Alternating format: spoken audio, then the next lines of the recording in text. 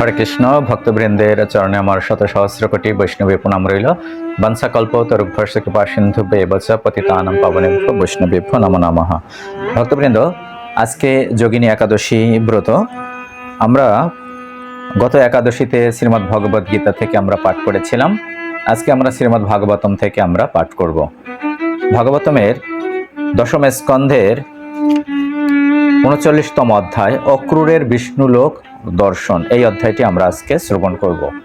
অর্থাৎ একাদশী মানে হচ্ছে কি যে একাদশ ইন্দ্রিয়ের সাহায্যে ভগবানের সেবা করা। অর্থাৎ আমরা আজকে বেশি দিন হরিনাম করব, আমরা গীতা ভাগবত কথা শ্রবণ করব, পাঠ করব, এভাবে আমরা সারাটা দিন ভগবানের সাথে আমরা বাস করব। সেটাই হচ্ছে মূল কথা, একাদশীর মূল তাৎপর্য। যোগিনী একাদশী মহাপাপ বিনাশকারী এই একাদশী আমাদের সর্বশ্রেষ্ঠ ব্রত এবং ভবসাগরে পতিত মানুষদের উদ্ধার করবার ব্রত হচ্ছে এই যোগিনী একাদশী ব্রত। এই একাদশী আমরা আগামীকাল পালনের সময়, অর্থাৎ আজকে তো জুলাইয়ের 2 তারিখ একাদশী চলছে, আগামীকাল বাংলাদেশের পালনের সময় সকাল 5টা 15 মিনিট থেকে সকাল 7টা 42 মিনিট পর্যন্ত, এবং পশ্চিমবঙ্গে পালনের সময় সকাল 4টা 57 মিনিট থেকে সকাল 7টা 13 মিনিট পর্যন্ত। এই সময়ের মধ্যে আমরা ভগবান শ্রীহরিকে পঞ্চশস্য নিবেদন করে তা মহাপ্রসাদ রূপে গ্রহণ করব। হরে কৃষ্ণ। হে কৃষ্ণ করুণা সিন্ধু দীনবন্ধ জগৎপতে গোপেশ গোপিকা কান্ত রাধা কান্ত নমস্তুতে। কৃষ্ণায় বাসুদেবায় দেবকী নন্দনায় চ নন্দগোপকুমারায় গোবিন্দায় নমো নমঃ। নমো পঙ্কজনাভায় নমো পঙ্কজমালিনে নমো পঙ্কজনেত্রায় নমস্তে পঙ্কজ অঙ্ঘ্রায়। তপ্ত কাঞ্চন গৌরাঙ্গী রাধে বৃন্দাবনেশ্বরী বৃষভানুসুতে দেবী প্রণমামি হরি প্রিয়ে। ওম বৃন্দাই তুলসী দেব্যই প্রিয়ায় কেশবস্য চ বিষ্ণু ভক্তি প্রদ দেবী সত্যবত্যই নমো নমঃ। জয় শ্রীকৃষ্ণ চৈতন্য প্রভু নিত্যানন্দ শ্রী অদ্বৈত গদাধর শ্রীবাসতি গৌর ভক্ত বৃন্দ। হরে কৃষ্ণ কৃষ্ণ কৃষ্ণ হরে হরে, হরে রাম রাম রাম হরে হরে। নারায়ণং নমস্কৃত্য নরং চৈব নরোত্তমং দেবীং সরস্বতীং ব্যাসং ততো জয়মুদীরয়ত। নষ্টপ্রায়েষু অভদ্রেষু নিত্যং ভাগবত সেবায় ভগবতী উত্তম শ্লোকে ভক্তির্ভবতি নৈষ্ঠিকী। ওম নমো ভগবতে বাসুদেবায়, ওম নমো ভগবতে বাসুদেবায়, ওম নমো ভগবতে বাসুদেবায়। মুখং করোতি বাচালং পঙ্গুং লঙ্ঘয়তে গিরিং যৎ কৃপতমহং বন্দে পরমানন্দ মাধবম। হরে কৃষ্ণ। আমরা ভাগবতমের দশম স্কন্ধের 39তম অধ্যায় আমরা আজকে পাঠ করব। তো আপনাদের প্রশ্ন হতে পারে যে কেন আমি এই অধ্যায়টি সিলেক্ট করলাম। কারণ আমি ধারাবাহিকভাবে ভাগবত পাঠ করছি, সেই ধারাবাহিকতায় এখন আমি রয়েছি যে দশম স্কন্ধের 39তম অধ্যায়। তাই এই অধ্যায়টি আপনাদেরকেও আমি শ্রবণ করবার সুযোগ করে দিচ্ছি। অক্রূরের বিষ্ণুলোক দর্শন। অক্রূর মানে কি? অ মানে না, ক্রূর মানে অর্থাৎ নিষ্ঠুর, অর্থাৎ যার মধ্যে নিষ্ঠুরতা নেই। কিন্তু গোপীগণ তার আচরণে মনে করেছে কি যে অক্রূর তার নামের মর্যাদা দিতে পারেনি। কেন দিতে পারেনি? অক্রূর তার নামের মর্যাদা দিতে পারেননি গোপীগণ তাই ভাবছিলেন, কারণ তারা তাদের প্রিয়তম শ্রীকৃষ্ণকে বৃন্দাবন থেকে কোথায় নিয়ে গেল? মথুরায় নিয়ে গেলেন। তাই গোপীরা তাদেরকে বলছিল কি সে হচ্ছে ক্রূর স্বভাব, অর্থাৎ অক্রূরকে বলছিল সে তার স্বভাবটা হচ্ছে কি ক্রূর স্বভাব। তাই আজকে আমরা শ্রবণ করব অক্রূরের বিষ্ণুলোক দর্শন। তার পূর্বের অধ্যায় অক্রূরের বৃন্দাবনে আগমন, অর্থাৎ অক্রূরকে পাঠানো হয়েছে, পাঠিয়েছে কে? কংস পাঠিয়েছে। কংসের পার্শ্বদ ছিলেন অক্রূর বা মন্ত্রী ছিলেন। কাকে? শ্রীকৃষ্ণ এবং বলরামকে নিয়ে আসবার জন্য। অর্থাৎ কংস পরিকল্পনা করেছে যে শ্রীকৃষ্ণ এবং বলরামকে কিভাবে হত্যা করবে, তার জন্য অক্রূরকে পাঠিয়েছে বৃন্দাবনে তাকে নিয়ে আসবার জন্য। এই অধ্যায়ে আমরা শ্রবণ করব অক্রূর বৃন্দাবনে গিয়ে শ্রীকৃষ্ণ এবং বলরামের সাথে তিনি শ্রীকৃষ্ণ বলরামকে অক্রূরের অবহিত করলেন, যে কংসর কার্যকলাপ তিনি অবহিত করলেন, এবং শ্রীকৃষ্ণের মথুরা যাত্রাকালে গোপীগণের যে কাতরতা, তাদের যে বিরহ ভাব তা বর্ণনা করা হয়েছে। এবং যমুনার জলে ফিরবার পথে যখন মথুরায় যাচ্ছিলেন, যমুনার জলে অক্রূর বিষ্ণুলোক দর্শন করেছেন। এই তিনটি বিষয় এই অধ্যায়ে আলোচনা করা হয়েছে। শ্লোক 1। শ্রী শুক উবাচ সুখ উপবিষ্ট পর্যঙ্কে রামকৃষ্ণর উমানীতঃ লেভে মনোরথন সর্বন পতিয়ান সচকারঃ। শ্রী শুক উবাচ, অর্থাৎ সুখদেব গোস্বামী বললেন, কি বললেন? বলরাম ও কৃষ্ণ কর্তৃক অত্যন্ত সম্মানিত হয়ে পালঙ্কে সুখে উপবিষ্ট হয়ে অক্রূর অনুভব করলেন পথিমধ্যে তিনি যে সকল আকাঙ্ক্ষা করেছিলেন তা সবই পূর্ণ হয়েছে। অর্থাৎ অক্রূর কোথায় রয়েছে? অক্রূর এখন বৃন্দাবনে রয়েছে। তাকে যথাযথভাবে সম্মানিত করা হয়েছে। তারপর তিনি চিন্তা করলেন যে তিনি যে সমস্ত বিষয় চিন্তা করেছিলেন তা তিনি সবই লাভ করেছেন। কেমালভ্য ভগবতী প্রসন্ন শ্রীনিকেতনে তথাপি তৎপরা রাজন নাহি বঞ্চন্তি কিঞ্চন। হে রাজন, লক্ষ্মী দেবীর আশ্রয় স্বরূপ পরমেশ্বর ভগবানকে যে সন্তুষ্ট করেছে তার আর কি বা অপ্রাপ্ত থাকতে পারে? তবুও তার ঐকান্তিক ভক্তগণ তার কাছ থেকে কোনো কিছুই প্রার্থনা করেন। অর্থাৎ যারা ঐকান্তিক ভক্তগণ, নিষ্ঠাপরায়ণ ভক্তগণ, শুদ্ধ ভক্ত, তারা ভগবানের কাছে কিছুই প্রার্থনা করেন না। কৃষ্ণের প্রশ্ন ছিল কি অক্রূরের কাছে যে সন্ধ্যাভোজনের পর দেবকী নন্দন শ্রীকৃষ্ণ কংস তার আত্মীয় বন্ধুদের প্রতি কি রকম আচরণ করছে এবং রাজা আর কি করার পরিকল্পনা করছে সেই বিষয়ে অক্রূরকে তিনি জিজ্ঞাসা করলেন। শ্রী ভগবান উবাচ তত সম্যগতঃ কচ্চিত স্বাগতম ভদ্রমস্তুভঃ অপি সজ্ঞাতি বন্ধু নাম এবং নামায়াম। অর্থাৎ ভগবান বললেন, হে তাত, হে সৌম্য অক্রূর, তোমার সুখে আগমন হয়েছে তো? তোমার মঙ্গল হোক। আমাদের নিকট ও দূর সম্পর্কের আত্মীয় ও শুভানুধ্যায়ী বন্ধুরা সুখে ও সুস্বাস্থ্যে রয়েছে তো? অর্থাৎ ভগবান শ্রীকৃষ্ণ অক্রূরকে এই সমস্ত প্রশ্ন জিজ্ঞাসা করলেন। কে মনু নাহ কুশলম প্রেস্যে এধমানে কুলামায়ে কংসে মাতুলাম অঙ্গ সানাম অস্তত প্রজাসুচ। কিন্তু হে প্রিয় অক্রূর, যখন আমাদের পরিবারের বেধি স্বরূপ মাতুল নামধারী রাজা কংস বৃদ্ধিশীল রয়েছে তখন আমাদের পরিবারের সদস্য তার অন্যান্য প্রজাগণের সম্পর্কে আমার আর কি বা জিজ্ঞাসা করা উচিত? দেখো, আমি কতখানি আমার নিরপরাধ পিতামাতার দুঃখের কারণ হয়েছি। আমার জন্যই তাদের পুত্রগণ বধ হয়েছে। অর্থাৎ ভগবান শ্রীকৃষ্ণের পূর্বে তাদের আরো 6 জন পুত্রকে হত্যা করেছে, কংস হত্যা করেছে, এবং তারা নিজেরা কারারুদ্ধ রয়েছে। অর্থাৎ দেবকী এবং তার পিতা বসুদেব তারা এখনো কারারুদ্ধ রয়েছে। অর্থাৎ শ্রীকৃষ্ণ ছিলেন কি দেবকীর 8ম পুত্র ছিল। তখন আকাশবাণী হয়েছিল যে শ্রীকৃষ্ণের হাতেই কংস মারা যাবে। সৌভাগ্যবশত আমাদের জ্ঞেতি তোমাকে দর্শন করার অভিষ্ট আজ পূর্ণ হলো। হে সৌম্য তাত, দয়া করে তোমার আগমনের কারণ আমাদের বর্ণনা করো। অর্থাৎ শ্রীকৃষ্ণ অক্রূরকে জিজ্ঞাসা করলেন যে তোমার আগমনের কারণ কি? শ্রী শুক উবাচ পৃষ্ঠ ভগবত সর্বম বর্ণয়ামাস মাধব বৈরানুবন্ধম যদ বসুদেব বধেধমম। অর্থাৎ শ্রী সুখদেব গোস্বামী বললেন, তার আগমনের কারণ তিনি বললেন। ভগবানের জিজ্ঞাসার উত্তরে মধুবংশজাত অক্রূর রাজা কংসের যদুগণের প্রতি শত্রুতা আচরণ এবং বসুদেবকে তার হত্যার চেষ্টা সহ সকল পরিস্থিতির কথা বর্ণনা করলেন। যে সংবাদ প্রদান করার জন্য তিনি প্রেরিত হয়েছেন অক্রূর তা নিবেদন করলেন। তিনি কংসের প্রকৃত উদ্দেশ্য এবং কৃষ্ণ যে বসুদেব পুত্র রূপে জন্ম নিয়েছেন নারদ কর্তৃক কংসকে তা জ্ঞাপন করার কথা বর্ণনা করলেন। অর্থাৎ কংস সবকিছু বর্ণনা করলেন, কেন তিনি বৃন্দাবনে এসেছেন, কেন কৃষ্ণ তাকে পাঠিয়েছে, সবকিছু শ্রীকৃষ্ণ এবং বলরামকে জানালেন। শ্রুত্তা অক্রূর বচ কৃষ্ণ বলস্য পরবীরহা প্রহস্য নন্দম পিতরাম রাজ্ঞাদিষ্টম বিযোগ্যতু। অর্থাৎ মহাবল শত্রু বিনাশন শ্রীকৃষ্ণ ও শ্রী বলরাম অক্রূরের কথাগুলো শ্রবণ করে অত্যন্ত হেসে উঠলেন।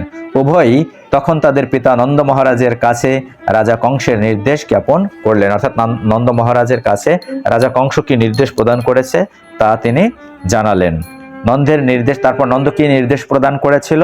তার প্রজাদের গোপান সমাদিশত সহপি গৃহ্যতাম সর্বগুরসহ উপায়নানি গৃহ্ণীধম যুজ্জান্তম শকটানি চ ইয়াসাম স মধুপুরীম দশাম নৃপতে রসন দ্রক্ষ্যামি সুমহত পর্ব यन्ति जानपद किल एवमाय घोषायात खत्र नंद गोपाह शो गोकुले। नंद महाराज तखन ग्राम रक्षक द्वारा ब्रजे नंदेर एलाका जुड़े निम्नरूप घोषणा करे गोपगणेर प्रति निर्देश जारी करलेन। কি নির্দেশ তিনি জারি করলেন? সকল প্রাপ্য দুগ্ধজাত দ্রব্য সংগ্রহ করে মূল্যবান উপহার আনয়ন করে শকট যোজনা করো, অর্থাৎ রথে তোমরা স্থাপন করো। আগামীকাল আমরা মথুরা গমন করে আমাদের দুগ্ধজাত দ্রব্যাদি রাজাকে প্রদান করব এবং এক অত্যন্ত বিশাল উৎসব দর্শন করব। সকল জনপদবাসীরাও গমন করছে। রাজার প্রতি কর রূপে তারা ঘি অন্যান্য দুগ্ধজাত দ্রব্য নন্দ নিয়ে যেতে চেয়েছিলেন। গোপতা ততোপশ্রিত বুভুবু ব্যথিত বৃষম রামকৃষ্ণ প্রমনেতু মক্রুরম ব্রজম আগতম, অর্থাৎ গোপীগণের অবস্থা কি হয়েছিল তা পরবর্তী 14 থেকে 30 নং শ্লোকে বলা হয়েছে। গোপীগণ যখন শ্রবণ করলেন যে কৃষ্ণ বলরামকে মথুরা নগরীতে নিয়ে যাবার জন্য অক্রূর ব্রজে আগমন করছেন, তখন তারা অত্যন্ত দুঃখিত হলেন, অর্থাৎ গোপীরা তারা ব্যথিত হলেন। কোনো গোপী হৃদয় অত্যন্ত সন্তাপ অনুভব জনিত কষ্টকর নিঃশ্বাসের ফলে তাদের মুখমণ্ডল মলিন হয়ে উঠেছিল। নিদারুণ মনস্তাপে অন্যান্য গোপীদেরও বসন বলয় ও কেশগ্রন্থি শিথিল হয়ে পড়ল। অন্য গোপীগণ কৃষ্ণ অনুধ্যানে স্থির হয়ে যাওয়ার তাদের ইন্দ্রিয়ের কার্যকলাপে সম্পূর্ণত নিরুদ্ধ হয়েছিল। আত্ম উপলব্ধির স্তরে উপনীত মানুষদের মতো বাহ্য জগৎ বিষয়ে তাদের সকল চেতনা লুপ্ত হয়েছিল, অর্থাৎ গোপীগণের সকল চেতনা তার লুপ্ত হয়েছিল। তারপর কি হলো? তারা কি করেছিল? সরন্ত চ অপরা শৌরের অনুরাগ স্মিতরয়িতা হৃদি স্পর্শ চিত্রপদ গিরহা সং মমোহ স্ত্রিয়। অপর ব্রজ স্ত্রীগণ কেবলমাত্র ভগবান শৌরীর অর্থাৎ কৃষ্ণর বাক্যসমূহ স্মরণ করতে করতে মূর্ছিত হলেন, অর্থাৎ কৃষ্ণের কথা, কৃষ্ণ কি সমস্ত বাক্য বলেছিল সে কথা স্মরণ করে মূর্ছিত হয়েছিলেন। অনুরাগ ব্যঞ্জক ঈষৎ হাস্য সহ উচ্চারিত বিচিত্র পদশোভিত এই সমস্ত বাক্য তাদের হৃদয় গভীরভাবে স্পর্শ করেছিল। তখন তারা ভগবানের বিভিন্ন লীলা স্মরণ করেছিল। গৌতিম সুললিতাম শ্রেষ্ঠাম স্নিগ্ধ হাসব লোকনাম শোকাপ আহানি নর্মানি প্রদ্দাম চরিতানি চ চিন্তয়ন্ত মুকুন্দস্য ভীত বিরহ কাতরঃ সমেতঃ সংঘর্ষ প্রচুরশ্রু মুখ্য অচ্যুতাশয়ঃ। শ্রী মুকুন্দ হতে স্বল্প বিরহ সম্ভাবনার ভয় ভীতা গোপীগণ তখন তার সুললিত গতি, তার লীলা, তার অনুরাগ হাস্য, তার বীরত্ব ব্যঞ্জক আচরণ এবং তাদের শোক বিনাশক তার পরিহাস বাক্য স্মরণ করতে করতে সম্ভাব্য মহা বিরহ ভাবনায় উদ্বিগ্ন হয়ে পরস্পর সমবেত হলেন। অশ্রুপূর্ণ মুখমণ্ডলে পূর্ণ ভাব ভগবান অচ্যুতে মগ্নচিত্ত হয়ে তারা দলবদ্ধভাবে পরস্পরের সঙ্গে কথা বলছিলেন, অর্থাৎ গোপীরা সকলে ভগবান শ্রীকৃষ্ণের বিভিন্ন লীলা কথা স্মরণ করছিলেন। অর্থাৎ এটাও কিন্তু আমাদের শিক্ষা যে আমাদের সবসময় ভগবান শ্রীকৃষ্ণের লীলা কথা আমাদের স্মরণ করতে হবে, অর্থাৎ ভগবানকে যেন আমরা এক মুহূর্ত ভুলে না যাই। গীতার মাধ্যমে ভগবান শ্রীকৃষ্ণ আমাদেরকে বিভিন্ন উপদেশ নির্দেশ প্রদান করেছেন এবং ভাগবতমে কি বিভিন্ন ভগবানের ভক্তদের বিভিন্ন লীলা কথা বর্ণনা করা হয়েছে এবং ভগবানের শুদ্ধ ভক্তদের প্রার্থনায় পরিপূর্ণ এবং পরবর্তী অধ্যায় অক্রূরের প্রার্থনা রয়েছে ভগবান শ্রীকৃষ্ণের প্রতি এবং ভগবান শ্রীকৃষ্ণের লীলাসমূহ বর্ণনা করা হয়েছে। আমরা দশম স্কন্ধ পাঠ করছি। এই দশম স্কন্ধে 90টি অধ্যায় রয়েছে যেখানে ভগবানের লীলা কথা বর্ণনা করা হয়েছে। শ্রী গোপ্পা উচুহা, গোপ্পাগণ কি বললেন? গোপীগণ বললেন, হায় বিধাতা, তোমার কোনো দয়া নেই, তুমি দেহিগণকে মৈত্রী ও প্রেমে সংযুক্ত করো আর তারপর তাদের আকাঙ্ক্ষা পূর্ণ হবার আগেই তুমি নিরর্থক তাদের বিচ্ছিন্ন করো। তোমার এই অস্থির চিত্তলীলা ঠিক শিশুর খেলার মতো। কুঞ্চিত কৃষ্ণ কিশোরাশি দ্বারা আবৃত, সুন্দর গাল, উন্নত নাক ও সর্বসন্তাপহারী শান্ত হাস্যময় মুকুন্দের সেই মুখমণ্ডল আমাদের দর্শন করিয়ে তুমি এখন তা অদৃশ্য করছো। তোমার এই আচরণ মোটেই ভালো নয়। হে বিধাতা, যদিও তুমি এখানে অক্রূর নাম নিয়ে এসেছো, প্রকৃতপক্ষে তুমি ক্রূর, অর্থাৎ অক্রূর মানে কি? যার ক্রূর স্বভাব নেই, অর্থাৎ খল স্বভাব নেই, যে হিংসাত্মক আচরণ যিনি করেন না, কিন্তু প্রকৃতপক্ষে তুমি এখানে ক্রূর আচরণ করছো। কারণ অক্রূর কাকে? শ্রীকৃষ্ণকে, তাদের প্রিয়তম শ্রীকৃষ্ণকে তাদের কাছ থেকে নিতে এসেছিল। তাই তারা বলছে তুমি হচ্ছে ক্রূর। কারা বলছে? যে গোপীরা সেই কথা বলছে অক্রূরকে।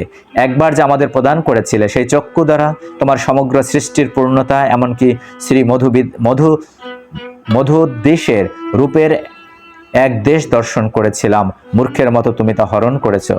তাৎপর্যে বলা হয়েছে, প্রভুপাদ কি বলছেন? কৃষ্ণ ব্যতীত অন্য কিছু দর্শনে গোপীদের আগ্রহ ছিল না, তাই কৃষ্ণ যদি বৃন্দাবন ত্যাগ করেন তাদের চক্ষুদয়ের কোনো কার্যকারিতা থাকবে না।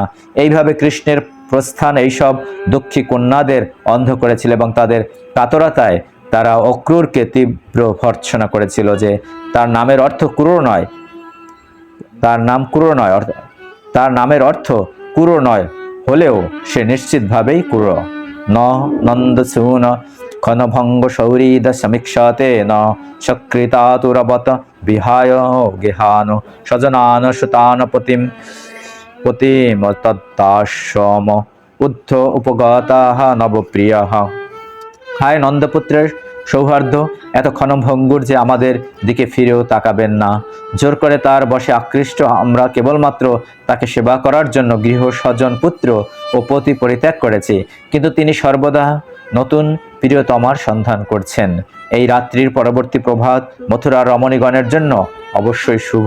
তাদের সকল আশা এখন পূর্ণ হবে, কারণ ব্রজেশ্বর তাদের নগরীতে প্রবেশ করলে তার মুখ হতে তার নেত্র প্রান্ত দ্বারা প্রকাশিত হাস্যের অমৃত পান করতে তারা সমর্থ হবেন।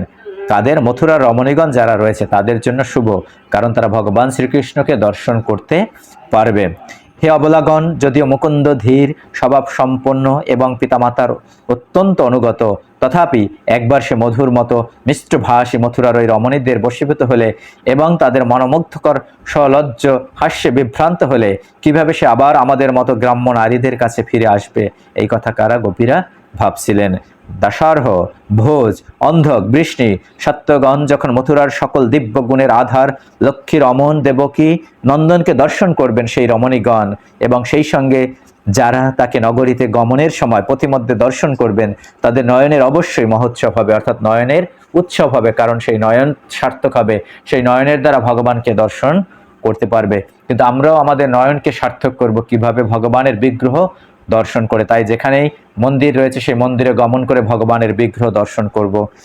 অর্থাৎ আমরা পায়ের সাহায্যে আমরা হাঁটি গমন করি, কিন্তু সেই পায়ের সাথে যদি ভগবানকে যুক্ত করি তা হবে কি পরিক্রমা, তখন কি পরিক্রমা হবে, অর্থাৎ ভগবানের ধাম পরিক্রমা করব, ভগবানের মন্দির আমরা পরিক্রমা করব। এই হাতের সাহায্যে আমরা বিভিন্ন কাজ করি, কিন্তু এই হাতের সাহায্যে যদি ভগবানকে যুক্ত করি তাহলে আমরা কি আমাদের মন্দিরকে মার্জন করব, আমরা ভগবানের জন্য আমরা বাজার করব। এভাবে আমরা ভগবানের বিভিন্ন সেবায় নিজেদেরকে নিয়োজিত করব। আমরা বিভিন্ন গান গেয়ে থাকি, কিন্তু সেই গান যদি ভগবানের সাথে যুক্ত করি তখন তা হয় কি ভজন হয়, তা হয় ভগবানের কীর্তন হয়। তাই যখন আমাদের এই চোখের সাহায্যে যখন ভগবানকে দর্শন করব তখন কি চোখটা সার্থক হবে। সেই সঙ্গে তা নাহলে কি সেই চোখ হচ্ছে কি অন্ধের সমতুল্য, যা জড়জাগতিক বিষয় সবসময় আমরা দেখে থাকি। সেই সঙ্গে যারা নগরী থেকে গমনের সময় পথিমধ্যে দর্শন করবে, পথের মধ্যে ভগবানকে দর্শন করবে, তাদের নয়নের অবশ্যই মহোৎসব হবে। যে যে এরূপ নিষ্ঠুর আচরণ করছে তার নাম অক্রূর হওয়া উচিত নয়। সে এতই নিষ্ঠুর যে ব্রজের দুঃখিত জনদের আশ্বাস প্রদানের চেষ্টা না করে সে আমাদের প্রাণাধিক প্রিয় কৃষ্ণকে নিয়ে যাচ্ছে।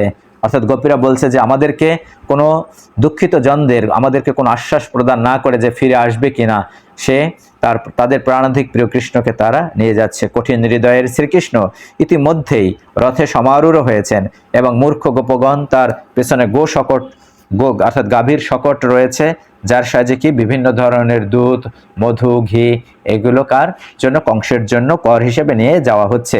এমনকি জ্যেষ্ঠগণ তার নিবৃত হওয়ার জন্য কিছুই বলছে না। আজ ভাগ্য আমাদের বিরুদ্ধ কাজ করছে। তাৎপর্যে বলা হয়েছে গোপীগণ যা ভাবছিলেন শ্রীধর স্বামী তা প্রকাশ করেছেন। এইসব মূর্খ গোপগণ এবং জ্যেষ্ঠরা কৃষ্ণকে নিবৃত করার কোনো চেষ্টাই করলেন না। তারা কি বুঝতে পারছে না যে তারা আত্মহত্যা করছেন? তারা কৃষ্ণকে মথুরায় যাওয়ার জন্য সাহায্য করছেন, কিন্তু তাদের যে বৃন্দাবনে ফিরে আসতে হবে, আর তখন কৃষ্ণের অনুপস্থিতিতে নিশ্চিতভাবে তাদের মৃত্যু হবে। সমস্ত পৃথিবীটাই অর্থহীন হয়ে উঠেছে। চলো আমরা সরাসরি মাধবের কাছে গিয়ে তাকে যাত্রা থেকে নিবৃত করি। অর্থাৎ গোপীগণ একথা তাদের মধ্যে একথা বলা বলি করছে যে আমরা ভগবানকে তার মথুরায় যাবার আর তাকে আমরা বাধা প্রদান করি। আমাদের পরিবারের বৃদ্ধরা, অন্যান্য আত্মীয়বর্গ আমাদের কি করতে পারেন? এখন ভাগ্য আমাদের মুকুন্দের কাছ থেকে বিচ্ছিন্ন করে ইতিমধ্যেই আমাদের হৃদয়কে দীন করেছে, কারণ ক্ষণকালেরও জন্য আমরা কৃষ্ণ সঙ্গ পরিত্যাগ সহ্য করতে পারি না। অর্থাৎ আমাদেরও সেই মনোভাব থাকতে হবে, আমরা যেন ক্ষণকালও কৃষ্ণকে ছাড়া যেন না থাকি, সবসময় যেন কৃষ্ণের কথা চিন্তা করে কৃষ্ণের সেবায় আমরা নিয়োজিত থাকি। কারণ আমরা হচ্ছে কি তার দাস, আমাদের পরিচয় কি আমাদের স্বরূপে তার নিত্য দাস। সুতরাং আমরা হচ্ছে কি অপূর্ণ পূর্ণের অংশ, তাই আমাদের সকলের সবসময় উচিত কি ভগবানের সেবায় নিয়োজিত থাকা। তিনি যখন রাস নৃত্য সভায় আমাদের আনয়ন করতেন তখন তার অনুরাগ ও মধুর হাস্য, তার মনোহর গোপন সংলাপ, তার লীলাময় দৃষ্টিপাত ও তার আলিঙ্গন উপভোগ করে আমরা অসংখ্য রাত্রিকে ক্ষণমাত্র কালরূপে অতিবাহিত করতাম। হে গোপীগণ, আমরা কিভাবে তার অনুপস্থিতিতে দুষ্পার অন্ধকার অতিক্রম করব, তার অনুপস্থিতিতে কিভাবে আমরা এই অন্ধকারী রজনীগুলো আমরা পার করব। তার পরবর্তী শ্লোকে বলা হয়েছে কি, যিনি সন্ধ্যায় গোপ বালক সহযোগে ব্রজে ফিরে আসেন, যার কেশ ও মাল্য গোখুর উত্থিত ধুলায় রঞ্জিত, অর্থাৎ সন্ধ্যার সময় যখন পশ্চিম দিকে সূর্য অস্ত যেত এবং তখন তার মুখমণ্ডল কি গোখুর উত্থিত ধুলায় রঞ্জিত থাকতো, তখন সেই রূপটা অত্যন্ত সুন্দর ছিল। সেই রূপ তারা সব সময় দেখতে চাইতো। তারা তাকে সেই রূপ বিনা, সেই দর্শন বিনা, ভগবান শ্রীকৃষ্ণকে বিনা তারা কিভাবে বাঁচবে। তিনি যখন বেণুবাদন করতেন অর্থাৎ বাঁশি বাজাতেন, তার সম্মিত কটাক্ষ অবলোকন আমাদের হৃদয়কে মুগ্ধ করে। শ্রী শুকবাচ, সুখদেব গোস্বামী বলেন, এবং ব্রুবানা বিরহাতুরা ভৃষম ব্রজ স্ত্রিয়ম কৃষ্ণ বিষক্ত মানসা বিসৃজ্য লজ্জাম রুরুদু স সুস্বরম গোবিন্দ দামোদর মাধবেতি। অর্থাৎ সুখদেব গোস্বামী বললেন, এইসব কথাগুলি বলবার পর কৃষ্ণগত চিত্তা ব্রজের রমণীগণ তাদের আসন্ন কৃষ্ণ বিরহে অত্যন্ত কাতরতা অনুভব করলেন। তারা সকল লজ্জা বিস্মৃত হয়ে হে গোবিন্দ, হে দামোদর, হে মাধব বলে উচ্চ ঈশ্বরে ক্রন্দন করতে লাগলেন। অর্থাৎ তারা দীর্ঘ সময় ধরে গোপীগণ সযত্নে তাদের কৃষ্ণ প্রণয় লুকিয়ে রেখেছিলেন, কিন্তু এখন সেই কৃষ্ণ চলে যাচ্ছেন দেখে গোপীগণ এতই কাতর হয়ে উঠলেন যে তারা তাদের সব মনোভাব আর লুকিয়ে রাখতে পারলেন না। মথুরা উদ্দেশ্যে যাত্রা শুরু করলো। স্ত্রী নাম এবং রুদন্তি নাম উদিতে সবিতারে অথ অক্রূর চোদয়ম আশকৃত মৈত্র আধিক রথম। কিন্তু এইভাবে গোপীগণের ক্রন্দন সত্ত্বেও অক্রূর সূর্যোদয় হলে তার প্রভাতের পূজা অন্যান্য কর্মসমূহ সম্পাদন করে রথ পরিচালনা শুরু করলেন। অর্থাৎ সূর্যোদয়ের সময় অর্থাৎ সকালবেলা তিনি কি রথ পরিচালনা করলেন। নন্দ মহারাজের নেতৃত্বে গোপগণ তাদের শকটে করে শ্রীকৃষ্ণের পশ্চাতে অনুগমন করলেন। অর্থাৎ নন্দ মহারাজ কি করলেন, গোপগণ সহ শকটে করে শ্রীকৃষ্ণের পিছন পিছন তারা আসতে লাগলেন। তারা রাজার জন্য কলসপূর্ণ ঘি এবং অন্যান্য দুগ্ধজাত দ্রব্যাদি সহ প্রচুর উপহারাদি সঙ্গে নিয়েছিলেন। ভগবান শ্রীকৃষ্ণ তখন কি করলেন, তার দৃষ্টিপাতের দ্বারা শ্রীকৃষ্ণ গোপীদের কিছুটা শান্ত করলেন এবং তারাও কিছুক্ষণ তার অনুগমন করলেন, কিছুক্ষণ তার পিছন পিছন ধাবিত হলো। অতঃপর তারা প্রত্যাদেশ আকাঙ্ক্ষা করে তার দাঁড়িয়ে রইলেন। অর্থাৎ তারা ভেবেছিলেন যে শ্রীকৃষ্ণ ফিরে আসবে, তাই জন্য তারা দাঁড়িয়ে রইলেন। তার প্রস্থানে গোপীগণ কিভাবে সন্তপ্ত ছিলেন তা দর্শন করে আমি ফিরে আসব তথা তপ্পতি বৃক্ষ স্বপ্রস্থানে যদুত্তম সন্তায়ামাস সপ্রেমাস ইতি দত্তকয়। অর্থাৎ আমি ফিরে আসব, এই প্রেমপূর্ণ প্রতিজ্ঞা দূত মাধ্যমে প্রেরণ করে তিনি তাদের সান্ত্বনা প্রদান করলেন। কি সান্ত্বনা দিয়েছিলেন, যে আমি পুনরায় ফিরে আসবো, এইভাবে তিনি তাদেরকে সান্ত্বনা প্রদান করেছিলেন। যতক্ষণ রথের চূড়ার ধ্বজা দেখা গেল অর্থাৎ পতাকা দেখা গেল এবং যতক্ষণ রথের চাকাদার উত্থিত ধুলা দেখা যাচ্ছিল, ততক্ষণ কৃষ্ণ অনুগত চিত্তা গোপীগণ গতিহীন চিত্রার্পিত অবয়বের মতো অবস্থান করছিলেন। গোপীগণ নিরাশ হয়ে তখন তারা কি করলেন, ফিরে আসলেন। অত্যন্ত গোপীগণ গোবিন্দের প্রত্যাবর্তন বিষয়ে নিরাশ হয়ে তা নিরাশা নিবৃত গোবিন্দ বিনিবর্তনে বিশ্বকি অহনি নিনুর গায়ন্তে প্রিয়শ্রেষ্ঠতম। নিরাশ হয়ে তারা ফিরে চললেন। দুঃখে তাদের প্রিয়তমের লীলাসমূহ কীর্তন করতে করতে তারা দিবারাত্র অতিবাহিত করতে লাগলেন। গোপীগণ নিরাশ হয়ে বৃন্দাবনে ফিরে আসলেন। আর অক্রূর কি করলেন, বলরাম এবং শ্রীকৃষ্ণকে নিয়ে তার রথ বায়ুবেগে পরিচালিত করতে করতে তারা কালিন্দী নদীর সমীপে উপস্থিত হলেন, অর্থাৎ যমুনার তটে তারা আসলেন। তখন অক্রূর কি করলেন, উজ্জ্বল মণির চেয়েও সেই নদীর জল ছিল অধিক স্বচ্ছ ছিল। শ্রীকৃষ্ণ আসমন করে নিজ হস্তে সেই জল পান করলেন, যমুনার জল পান করলেন ভগবান শ্রীকৃষ্ণ। অতঃপর তিনি রথটিকে নিয়ে বৃক্ষরাজির কাছে গিয়ে বলরামের সাথে আবার রথে আরোহণ করলেন। আর অক্রূর কি করলেন, যমুনায় গিয়ে তিনি স্নান করলেন। অক্রূর তৌ উপামন্ত্র নিবেশ চ রথ উপরি কালিন্দরদম আগত্য স্নানাম বিধিবদা চরত, অর্থাৎ অক্রূর তাদের দুজনকে রথে আসন গ্রহণ করতে বললেন। অতঃপর তাদের অনুমতি গ্রহণ করে যমুনার এক হ্রদে গমন করে শাস্ত্রবিধি অনুসারে তিনি স্নান করলেন। এবং তিনি স্নান করবার সময় তিনি কি দর্শন করলেন? জলের মধ্যে নিমজ্জতস্মিনা সলিলে জপন ব্রহ্ম সনাতনম তবেব দদৃশ অক্রূর রামকৃষ্ণ সমন্বিত, অর্থাৎ রামকে অর্থাৎ বলরামকে এবং কৃষ্ণকে তিনি সেই যমুনার জলের মধ্যে দর্শন করলেন। তারপর আর কি দেখলেন? অক্রূর ভাবলেন কিভাবে রথে সমাসীন আনক দুন্ধুবের দুই পুত্র এখানে জল মধ্যে দণ্ডায়মান হতে পারেন। তিনি সেটা ভাবতে লাগলেন কিভাবে এই জলের মধ্যে কৃষ্ণ এবং বলরাম দণ্ডায়মান হলেন। তারা নিশ্চয়ই রথ থেকে নেমে এসেছেন, কিন্তু যখন তিনি নদী থেকে উঠে এলেন এবং পূর্ববৎ তাদের রথেই দর্শন করলেন, এবং তিনি তার সন্দেহ হয়েছিল যে ভগবান শ্রীকৃষ্ণ এবং বলরাম তো রথে তারা বসেছিল, আমি কিভাবে তাদেরকে জলের মধ্যে দর্শন করছি। তাই সে জল থেকে উঠে আবার রথের কাছে এসে দেখলেন যে শ্রীকৃষ্ণ এবং বলরাম রয়েছে কিনা। তখন তিনি দেখলেন কি পূর্বের মতো শ্রীকৃষ্ণ এবং বলরাম রথে আরূঢ় অবস্থায় রয়েছে। তবে আমি যে তাদের জলমধ্যে দর্শন করলাম তা কি মিথ্যা? আপন মনে প্রশ্ন করতে করতে অক্রূর পুনরায় হ্রদে প্রবেশ করলেন। আবার তিনি হ্রদের মধ্যে অর্থাৎ যমুনায় তিনি প্রবেশ করলেন, স্নান করলেন, ডুব দিলেন। সেখানে অক্রূর তখন সিদ্ধ চারণ গন্ধর্ব অসুরগণের দ্বারা অবনত মস্তকে স্থিয়মান সর্পরাজ অনন্ত শেষকে দর্শন করলেন। অক্রূর দর্শন করলেন যে সহস্র শীর্ষ, সহস্র ফণা, সহস্র শিরস্ত্রাণ সমন্বিত মৃণাল তুল্য শ্বেতবর্ণ নীল বসন ভগবান কৈলাস পর্বতের মতো বহু শৃঙ্গ যুক্ত হয়ে অবস্থান করছেন। অর্থাৎ তিনি ভগবানকে দর্শন করতে লাগলেন। কৃষ্ণ বলরাম কিরূপে দেখলেন? তারা দেখলেন কি অক্রূর অতঃপরে পরমেশ্বর ভগবানকে অনন্ত শেষের ক্রোড়ে শান্তভাবে শায়িত দর্শন করলেন। সেই পরম পুরুষের বর্ণ ছিল কি ঘনশ্যাম, তিনি পীতবসন পরিহিত ছিলেন, চতুর্ভুজ এবং নয়ন যুগল ছিল কি কমলপত্রবত অরুণ বর্ণ ছিল, অর্থাৎ কি পদ্ম ফুলের মতো ছিল, পদ্ম ফুলের পত্রের মতো ছিল। তার মনোরম মুখমণ্ডল, প্রসন্ন দৃষ্টিপাত, তার ভ্রুযুগল ছিল সুরম্য এবং মধুহাস্য সমন্বিত ছিল, এবং তিনি সুন্দরভাবে হাসছিলেন। তার ছিল উন্নত নাসিকা, সুগঠিত তার ছিল দুটি কর্ণ এবং অরুণ বর্ণ ওষ্ঠযুক্ত সুন্দর কপল, তার কপল দেশ ছিল অত্যন্ত সুন্দর। তার সুন্দর উন্নত স্কন্ধ এবং প্রশস্ত বক্ষ বাহুদয় আজন লম্বিত স্থূল, তার কণ্ঠদেশ শঙ্খ সদৃশ, কণ্ঠটা ছিল শঙ্খের মতো, তার নাভি ছিল সুগভীর এবং উদর অশ্বত্থপত্র সদৃশ রেখা যুক্ত ছিল, তার উদর পেট ছিল, তার কেমন ছিল? সেটা অশ্বত্থ পাতার মতো ছিল। আর কেমন ছিল? তার শ্রোণী এবং কটিদেশ ছিল বিশাল, উরুদয় ছিল হস্তিসুর তুল্য এবং জানু ও জঙ্ঘা ছিল তার সুগঠিত। তার ফুল দলতুল্য আঙ্গুলের নখ হতে প্রকাশিত উজ্জ্বল কিরণ তার উন্নত গুলফোদয় প্রতিফলিত করে তার চরণ কমল শোভিত করছে। আরো কেমন ছিল? কেমন দেখলেন? বহু মূল্যবান রত্নে বিভূষিত কিরীট বলয় অঙ্গদ, কোমর বন্ধনী, যজ্ঞ সূত্র, কণ্ঠহার, নুপুর ও কুণ্ডলে সুশোভিত ভগবান পূর্ণ জ্যোতিতে বিরাজ করছিলেন। তিনি এক হাতে পদ্ম ধারণ করছিলেন আর অন্য হাতে ছিল শঙ্খ চক্র গদা ছিল। তার বক্ষে ছিল বৎস চিহ্ন, কৌস্তুভমণি এবং বনমালা শোভিত ছিল।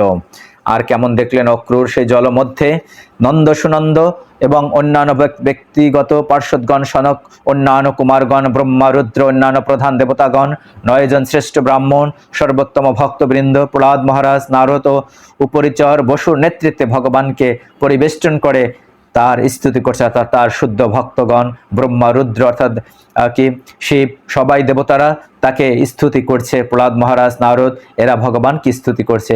এইসব মহান পুরুষগণ প্রত্যেকেই তাকে নিজ অনুপম ভাবে পবিত্র বচন কীর্তন করে ভগবানের স্তুতি করছিলেন। ভগবানের অন্তরঙ্গ শক্তির প্রধান শ্রী পুষ্টি গি কান্তি কীর্তি তুষ্টি ইলা ও ঊর্জা অর্থাৎ তার সর ঐশ্বর্য কথা বর্ণনা করা হয়েছে, এবং তার বহিরঙ্গ শক্তির বিদ্যা এবং অবিদ্যা ও মায়া, তার শক্তি নামক অন্তরঙ্গা লাদিনী শক্তিও সেখানে উপস্থিত ছিলেন। অর্থাৎ তার লাদিনী শক্তিও সেখানে সবকিছু উপস্থিত ছিলেন। তার অর্থাৎ মহামায়া এবং যোগমায়া সবাই সেখানে উপস্থিত ছিল, এবং তার শুদ্ধ ভক্তেরা সেখানে উপস্থিত ছিল, এবং সকলেই তাকে স্তুতি করছিলেন। শ্লোক 56 এবং 57 এই অধ্যায়ের শেষ দুটি শ্লোক। বিলাক্য সুভৃশম প্রীত ভক্ত পরমায়া জিত ঋষিত্ব অনুরূহ ভাব পরিক্লান আত্মলোচন গিরা গদগদায়স্তর্ষিত সত্যম আলম্ব সত্যতঃ প্রণম্য মূর্ধি অবহিত কৃতাঞ্জলি পুটে শনৈ অর্থাৎ মহান ভক্তরূপে অক্রূর এই সমস্ত দর্শন করে তিনি অত্যন্ত প্রীত ও দিব্য ভক্তিতে যুক্ত অনুভব করলেন। তার গভীর ভাবের ফলে তার দেহ পুলকিত হয়েছিল এবং নয়নদ্বয় হতে অশ্রু প্রবাহিত হয়ে তার শরীরকে আর্দ্র করেছিল। অর্থাৎ তার নয়ন দিয়ে তখন কি অশ্রু প্রবাহিত হচ্ছিল। কোনোভাবেই নিজেকে সংযত রেখে অক্রূর ভূমিতে মস্তক অবনত করে কৃতাঞ্জলি পুটে বিনীতভাবে ভাব গদগদ কণ্ঠে ধীরে ধীরে সাবধানে তিনি ভগবানের স্তব করতে শুরু করলেন। এবং পরবর্তী অধ্যায় অর্থাৎ অক্রূরের প্রার্থনা, 40তম অধ্যায় অক্রূরের প্রার্থনা, অর্থাৎ অক্রূর ভগবানের উদ্দেশ্যে প্রার্থনা করেছেন। অর্থাৎ ভাগবতম হচ্ছে কি শুদ্ধ ভক্তদের প্রার্থনায় পরিপূর্ণ। ভাগবতমের প্রথম প্রার্থনা হচ্ছে কি যে কুন্তী মহারানীর প্রার্থনা, তারপর ভীষ্মদেবের স্তুতি রয়েছে, এভাবে অনেক প্রার্থনা রয়েছে। তাই আমরা যদি প্রার্থনা সমূহ আমরা যদি পাঠ করি, শ্রবণ করি, তাহলেও আমরা কি সেই প্রার্থনা কিভাবে করতে হয় ভগবানের উদ্দেশ্যে সেটা আমরা উপলব্ধি করতে পারবো, কারণ আমরা প্রার্থনা করতে জানি না। তাই আমাদের শুদ্ধ ভক্তদের প্রার্থনা যদি আমরা পাঠ করি তাহলে ভগবান অত্যন্ত সন্তুষ্ট হন। তাই আমাদের উচিত কি শুদ্ধ ভক্তদের প্রার্থনা করা উচিত। তাই আজকে এই একাদশী তিথিতে আমরা ভাগবত কথা শ্রবণ করলাম এবং আজকে হচ্ছে যোগিনী একাদশী ব্রত। ভগবান শ্রীকৃষ্ণ যুধিষ্ঠির মহারাজকে এই যোগিনী একাদশী ব্রত মাহাত্ম্য তিনি বলেছিলেন যে এই একাদশী ব্রত হচ্ছে মহাপাপ বিনাশকারী এবং ভবসাগরে পতিত মানুষের উদ্ধার লাভের একমাত্র নৌকা স্বরূপ হচ্ছে এই যোগিনী একাদশী এবং সর্বশ্রেষ্ঠ ব্রত হচ্ছে এই একাদশী ব্রত। এই একটি মাত্র একাদশী ব্রত পালন করে যে অলকানগরে শিবভক্ত পরায়ণ কুবের নামে এক যিনি রাজা ছিলেন, তার যে এক মালি ছিল হেমমালিকে অভিশাপ প্রদান করেছিল। কে এই কুবের অভিশাপ প্রদান করেছিল যেহেতু তিনি ফুল দিতে দেরি করেছিলেন একদিন এবং তিনি কুষ্ঠ রোগে আক্রান্ত হয়েছিল। সেই কুষ্ঠ রোগ থেকে তিনি মুক্তি পেয়েছিলেন কি এই যোগিনী একাদশী ব্রত পালন করে। তাই আমরাও এই একাদশী ব্রত নিষ্ঠার সাথে পালন করব, তাহলে আমরাও কি যে বিভিন্ন রোগ ব্যাধি থেকে আমরা মুক্তি পেতে পারি। এবং ভগবান শ্রীকৃষ্ণ যুধিষ্ঠিরকে বললেন, হে মহারাজ যুধিষ্ঠির, আমি আপনার কাছে এই ব্রত উপবাসের মহিমা কীর্তন করলাম। এই ব্রত পালনে ৮৮,০০০ ব্রাহ্মণকে ভোজন করানোর ফল লাভ হয়। অর্থাৎ যিনি এই ব্রত পালন করবে তার ৮৮,০০০ ব্রাহ্মণকে ভোজন করলে যে ফল লাভ হবে সেই ফল লাভ হবে।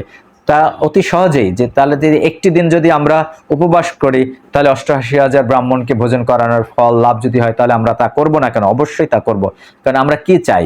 আমরা চাই লাভ চাই। তাই এর মাহাত্ম্য শ্রবণ করে আমরা এই ব্রতসমূহ নিষ্ঠার সাথে পালন করব। অর্থাৎ সমস্ত আমাদের শাস্ত্র গ্রন্থ অভ্রান্ত, এটা কোনো মিথ্যা নয়।